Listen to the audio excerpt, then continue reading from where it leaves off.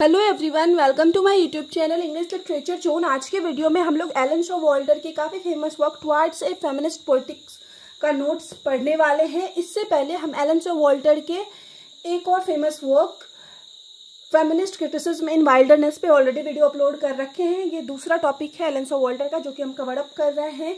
ये नोट्स जो हम लगभग 5 से 6 पेज का रेडी किए हुए हैं। अपने मार्क्स के अकॉर्डिंग आप नोट्स को छोटा बड़ा कर सकते हो, कुछ लाइन हटा सकते हो, कुछ लाइन ऐड कर सकते हो। और अगर आप लोग के सिलेबस में ना टुवर्ड्स ए फेमिनिस्ट पॉलिटिक्स है ना, तो कंफर्म ये वाली वीडियो आप लोग के लिए काफी हेल्पफुल होने वाली है। और हम कोशिश किए हुए कि नोट्स का लैंग्वेज भी इजी रखें ताकि आप लोग को आसानी से समझ आ जाए। स्टार्ट करते हैं। Towards a feminist politics is one of the influential essay written by an American literary critic Elaine Showalter. Towards a feminist politics जो है वो काफी ज्यादा इन्फ्लुएंशियल, इट मीन्स प्रभावशाली एशे है जिसको कि लिखा गया है एक अमेरिकन साहित्यिक आलोचक एलन शोवाल्टर के द्वारा। This essay was first presented in 1978 as a lecture. इस एशे को जो पहली बार प्रेजेंट किया गया, लोगों के सामने लाया गया ना, एक लेक्चर के रूप में लाया गया 1978 में एट यूनिवर्सिटी ऑफ ऑक्सफोर्ड। और ये जो लेक्चर दिया गया था वो यूनिवर्सिटी ऑफ ऑक्सफोर्ड में दिया गया था एंड पब्लिश्ड इन 1979। और इस एशे को जो पब्लिश करवाया गया वो 1979 में पब्लिश करवाया गया। In this essay, इस एशे में Showalter is trying to trace the history of women's writing and their criticism। इस एशे में जो है एलन शोवाल्टर जो है महिला लेखन के इतिहास का पता लगाने की कोशिश करती है और साथ ही साथ महिला लेखकों को जो क्रिटिसिज्म का, जिस आलोचना का सामना करना पड़ा उसके बारे में भी पता करती है। And also encourages women to be writers. और साथ ही साथ इस एशे के माध्यम से एलन शोवाल्टर जो है औरतों को इनकरेज करती है कि वो राइटर्स बने, लेखिका बने। She divides feminist criticism into 2 sections। वो फेमिनिस्ट क्रिटिसिज्म को 2 सेक्शन में बांटती है। वो दोनों सेक्शन ये है, वुमेन एज ए रीडर जिसको कि फेमिनिस्ट क्रिटिक भी कहा जाता है, और दूसरा सेक्शन है वुमेन एज ए राइटर जिसको कि गायनो क्रिटिसिज्म भी कहा गया। गायनो क्रिटिसिज्म टर्म भी जिसके लिए यूज किया गया है। अब आगे जो है इन दोनों टर्म को हम थोड़ा डिटेल में डिस्कस किए हुए। सबसे पहले women as a reader, it means feminist critic को डिस्कस कर लेते हैं। One of the problem of feminist critic is that it is male oriented. मतलब फेमिनिस्ट क्रिटिक का, नारीवादी आलोचना का सबसे महत्वपूर्ण जो प्रॉब्लम है वो ये है कि ये मेल ओरिएंटेड है। मेल ओरिएंटेड इट मीन्स हो जाता है पुरुष प्रधान है। As it focuses on how man depict women, क्योंकि ये आधारित है इस चीज पे कि कैसे मैन जो है, कैसे पुरुष जो है महिलाओं की व्याख्या करते हैं, rather than on women's authentic experience. मतलब फेमिनिस्ट क्रिटिसिज्म जो है वो महिलाओं के व्यक्तिगत या फिर महिलाओं के वास्तविक एक्सपीरियंस पे, अनुभव पे आधारित नहीं है, बल्कि ये आधारित है कि किस तरीके से मैन, पुरुष जो है महिलाओं को डिपिक्ट करते हैं, किस तरीके से पुरुष जो है महिलाओं की व्याख्या किए हुए उस पे आधारित है।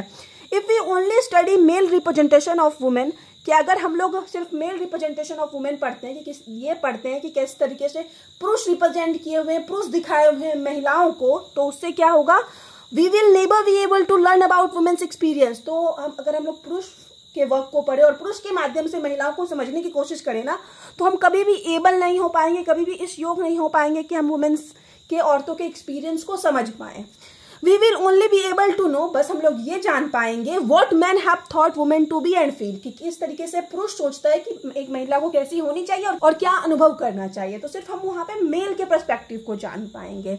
मोर ओवर, इन सब के अतिरिक्त शोवाल्टर सेज दैट, शोवाल्टर कहती है कि displaying women in the ads for consumer product, कि अगर किसी कंज्यूमर प्रोडक्ट में महिलाओं को डिस्प्ले किया जाता है, दिखाया जाता है किसी एड में, is also a kind of exploitation, तो वो भी एक तरह का एक्सप्लॉयटेशन है, इट मीन्स शोषण है, of the female audience, female audience का। बिकॉज, क्योंकि the creator of the ads are male, क्योंकि उस एड के जो क्रिएटर होते हैं ना वो मेल होते हैं, और वो किसी महिला को ले रहे हैं एड में, तो वो महिला के पर्सपेक्टिव को नहीं समझ पाएंगे, बल्कि वो अपने अकॉर्डिंग उस महिला में, फीमेल को कोई भी एक्ट करने बोलेंगे।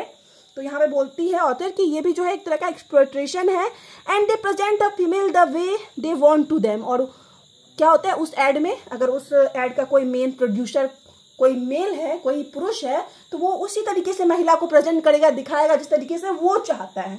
फॉर एग्जाम्पल हम समझ सकते हैं कि कोई एक बेबी प्रोडक्ट हो, या फिर कोई तेल का या किचन के कोई भी सामान का ऐड हो, मसाला का ऐड हो, डिश का कोई प्लेट का ऐड हो, या फिर कोई बेबी प्रोडक्ट का ऐड हो, तो उसमें मेनली क्या दिखाया जाता है, महिलाओं को दिखाया जाता है कि महिलाएं जो है कुछ भी बेबी प्रोडक्ट को यूज कर रही है, किचन का में खाना बना रही है तेल के ऐड में, उस तेल में। तो इस तरीके से ना ये दिखाया जाता है किस तरीके से महिला ऑडियंस की ना के दिमाग में ये चीज डाल दिया जाता है कि ये महिलाओं का ही काम है। तो इस तरीके से ना उस एड में जिस तरीके से पुरुष चाहता है महिला को रिप्रेजेंट करना, वो रिप्रेजेंट करता है और महिला ऑडियंस के दिमाग में ये चीज डाल देता है कि किचन का काम करना या फिर बेबी प्रोडक्ट यूज करना, बेबी से रिलेटेड काम करना, वो किसी ना किसी औरत का ही है, किसी ना किसी फीमेल का ही है। थ्रू सच एड्स, और ऐसे एड्स के माध्यम से the female viewers are basically reminded of, female viewers को ये रिमाइंड किया जाता है, ये याद दिलाया जाता है व्हाट देयर जॉब, कि उनका काम क्या है, इज सपोज टू बी, मतलब ऐसे मतलब क्या माना जाता है, कैसा कल्पना की जाती है कि उनका काम क्या है, ये चीज याद दिलाया जाता है। To be which create the same image in their mind, और यही इमेज जो है फीमेल व्यूअर्स के माइंड में भी क्रिएट होती है, बनती है। एंड इज नॉट राइट, और ये जो है वो सही नहीं है अकॉर्डिंग टू ऑथर। अब आगे है women as a writer, women as a writer gynocritics को डिस्कस करेंगे। So Walter coined the term gynocritics, तो ये याद रख सकते हो लाइफ टाइम के लिए कि गायनोक्रिटिक्स या गायनोक्रिटिसिज्म जो टर्म है ना वो पहली बार यूज किया गया था, उसको इन्वेंट किया गया था, उसका आविष्कार किया गया था एलन सो वॉल्टर के द्वारा टू डिस्क्राइब लिटरेरी क्रिटिसिज्म। अब एलन सो वॉल्टर जो है इस वर्ड को इन्वेंट करती है, बनाती है, आविष्कार करती है इस वर्ड का लिटरेरी क्रिटिसिज्म की व्याख्या करने के लिए, based in on a female perspective, जो कि ऐसा लिटरेरी क्रिटिसिज्म हो जो कि महिलाओं के पर्सपेक्टिव पे, महिलाओं के दृष्टिकोण पे आधारित हो। This is the concept that analysing themes, genres and structure created by women. ये जो है एक ऐसा कॉन्सेप्ट है जिसके जरिए एनालाइज किया जाता है, विश्लेषण किया जाता है थीम्स का, विषयों का, जॉनरास इट मीन्स शैली का, और स्ट्रक्चर का जिसको कि क्रिएट किया गया है महिलाओं के द्वारा ही। Women is considered as producer, और जब महिला एक राइटर होती है ना तो वुमेन को ही यहाँ पे जो है एक प्रोड्यूसर माना जाता है ऑफ ए लिटरेरी टेक्स्ट, किसी लिटरेरी टेक्स्ट का, as well as its meaning, और साथ ही साथ उसके मीनिंग का और उस लिटरेरी टेक्स्ट दोनों का जो प्रोड्यूसर है वो कोई ना कोई फीमेल है। इन गायनोक्रिटिक्स, अब गायनोक्रिटिक्स में the study of following subject is included, किन किन विषयों को पढ़ा जाता है, किन किन विषयों के बारे में अध्ययन किया जाता है वो हम आगे मेंशन कर रखे हैं, मेनली पॉइंट वाइज है। द फिजियोडायनेमिक्स और the behaviour of creativity shown by female, it means महिलाओं के द्वारा जो फिजियोडायनेमिक इट मीन्स मनोविज्ञान या फिर रचनात्मक व्यवहार दिखाया जाता है ना, उस चीज का अध्ययन किया जाता है। Various aspects of female language, female language it means महिलाओं के भाषा के ढेर सारे एस्पेक्ट्स, ढेर सारे पहलुओं का अध्ययन किया जाता है। And problem concern to it, साथ ही साथ इससे रिलेटेड प्रॉब्लम का भी अध्ययन किया जाता है। Career in female literary field, female literary field में क्या क्या करियर हैं इनके बारे में अध्ययन किया जाता है गायनोक्रिटिसिज्म में। लिटरेरी हिस्ट्री, महिलाओं से रिलेटेड साहित्यिक इतिहास के बारे में अध्ययन किया जाता है। Analysis of female writers and there works, साथ ही साथ फीमेल राइटर्स जो है उनका विश्लेषण किया जाता है, उनके बारे में अध्ययन किया जाता है, उनके वर्क का विश्लेषण किया जाता है, उनके वर्क के बारे में डिटेल से विश्लेषण दिया जाता है। अब उसके बाद है the problem of feminist critic, starting वाला जो टर्म पढ़े थे ना फेमिनिस्ट क्रिटिक, तो उसमें क्या प्रॉब्लम है, क्या दिक्कतें हैं उसके बारे में पढ़ लेते हैं। अब this can not be denied the role of women in literary history was limited, मतलब इससे कोई डिनाइड नहीं कर सकता, इस चीज से कोई मना नहीं कर सकता, इसको कोई झुटला नहीं सकता कि लिटरेरी हिस्ट्री में, साहित्यिक इतिहास में जो वुमेन का रोल है ना, वुमेन की भूमिका है ना, वो सीमित है। And that is why problems occur with feminist criticism, और इसी वजह से जो है फेमिनिस्ट क्रिटिसिज्म इट मीन्स नारीवादी आलोचना में समस्या आती है। Whether we talk about the role of women in writing work, चाहे अब हम लोग बात करें राइटिंग वर्क मतलब किसी वर्क के लिखने में महिलाओं के रोल के बारे में, या फिर the role of women has been limited, या फिर किस तरीके से महिलाओं का रोल जो है लिमिटेड है, सीमित है, इस बारे में बात करें। And that is why there is often a need for a male theoretician, मतलब महिलाओं का रोल जो है वो लिमिटेड है, और साथ ही साथ महिलाओं की जो राइटिंग है ना, राइटिंग वर्क है, मतलब पास्ट में हिस्ट्री में जो महिलाओं का राइटिंग वर्क है ना, वो भी काफी ज्यादा लिमिटेड है।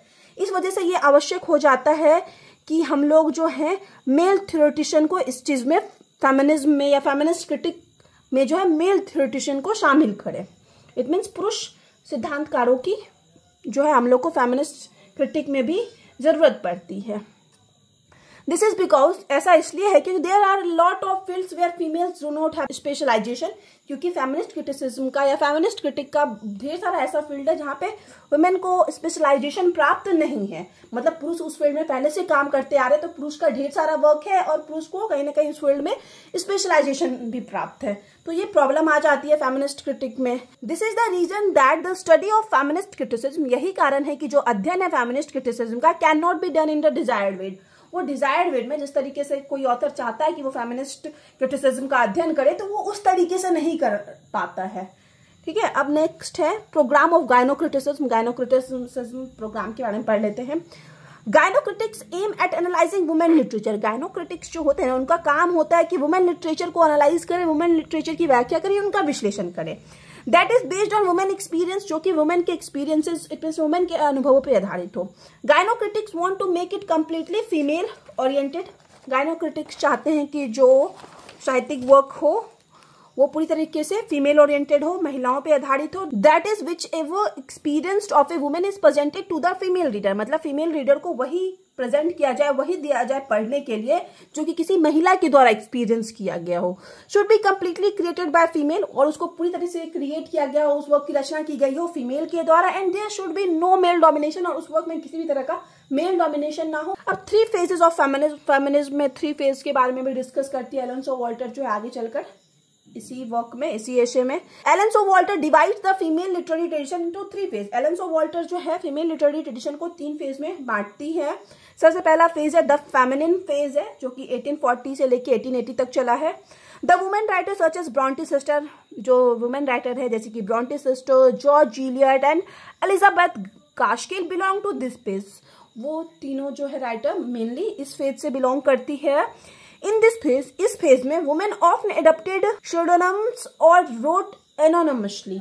मतलब वुमेन जो है इस एज में क्या करती थी ना, pseudonyms इट मीन्स हो जाता है कि कोई ना कोई उपनाम धारण कर लेती थी, उपनाम अपना लेती थी कोई ना कोई, या फिर एनोनिमसली इट मीन्स गुमनाम रूप से लिखती थी। जॉर्ज इलियट आपको पता है कि एक फीमेल थी, उनका रियल नाम मैरी एन इवांस था, और वो अपना नाम बदलकर बस उनको रिकॉग्नाइजेशन मिले, पहचान मिले, वो जॉर्ज इलियट कर ली है।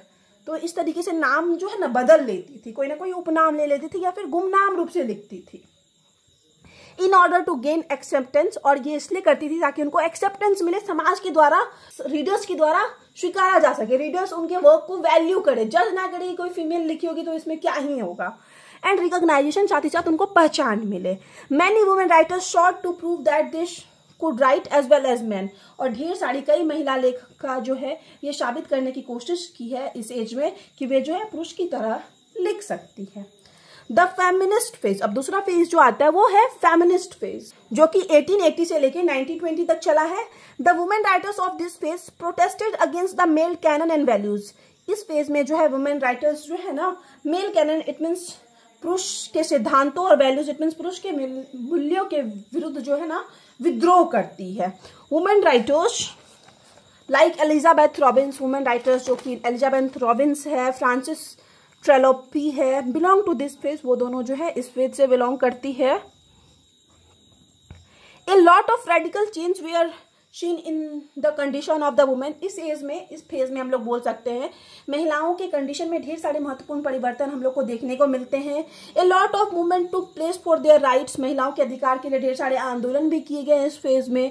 Women also got their voting right in this phase. और इसी फेज में, इसी दौरान जो है महिलाओं को जो है वोटिंग का अधिकार भी मिला है। सबसे आखिरी और थर्ड फेज के बारे में बात करते हैं जिसका कि नाम द फीमेल फेज है, जो कि 1920 से लेकर अभी तक कंटिन्यू है। The writers such as, writers जैसे कि रेकबा वेस्ट, कैथरीन मैन्सफील्ड, उसके बाद डॉरथी रिचर्डसन है, कैम अंडर दिस फेज। ये तीनों राइटर्स जो है मेनली, और भी ढेर सारी है तो हम यहाँ 3 का ही नाम मेंशन किए, इस फेज के अंदर आती है। Now women have their own attitudes. अब इस समय तक जो है वुमेन का खुद का एक एटीट्यूड, नजरिया है, पॉइंट ऑफ व्यू है। They expresses whatever they feel. अब वुमेन राइटर्स जो हैं वो एक्सप्रेस कर पाती हैं जो कि वो अनुभव कर पाती हैं, उस चीज को अभिव्यक्त कर पाती हैं, लिख पाती हैं जो कि उनका खुद का एक्सपीरियंस रहता है। And it is understood in the same way. और इसको जो समझा जाता है वो सेम ही तरीके से समझा जाता है, क्योंकि महिला के पर्सपेक्टिव से भी समझने की कोशिश की जाती है इस चीज को। अब सबसे हम लोग का आखिरी सेक्शन, कंक्लूजन वाला सेक्शन हम लोग कह सकते हैं कि 10 इस प्रकार Elaine Showalter in the essay, कि एलन सो वॉल्टर जो है इस एशे में has presented the process of evolution of feminism, कि फेमिनिज्म के प्रोसेस में, नारीवादिता के प्रोसेस में जो भी इवोल्यूशन आया, जो भी विकास आया ना, उसके बारे में लिखती है, उसको दिखाती है इन ए ग्रेट वे, और बड़े अच्छे तरीके से दिखाती है। It tries to establish how literature should be studied from feminist perspective. साथ ही साथ इसमें कोशिश की गई है ये बताने की कि लिटरेचर को ना, साहित्य को कैसे फीमेल के पर्सपेक्टिव से, महिलाओं के दृष्टिकोण से पढ़ा जाना चाहिए। ठीक है, तो यहाँ पे हम लोग का नोट्स वाला सेक्शन खत्म होता है। वीडियो अगर आपको अच्छा लगा, आपके लिए हेल्पफुल है, तो आप लोग वीडियो को लाइक करना, चैनल को सब्सक्राइब करना और कमेंट करके बताना वीडियो आपको कैसा लगा। और आगे नेक्स्ट आपको किस टॉपिक पे वीडियो चाहिए कमेंट करके बताना, ठीक है। हम कोशिश करेंगे आगे उसी टॉपिक पे वीडियो अपलोड करने की। मिलते हैं नेक्स्ट वीडियो में नेक्स्ट टॉपिक के साथ।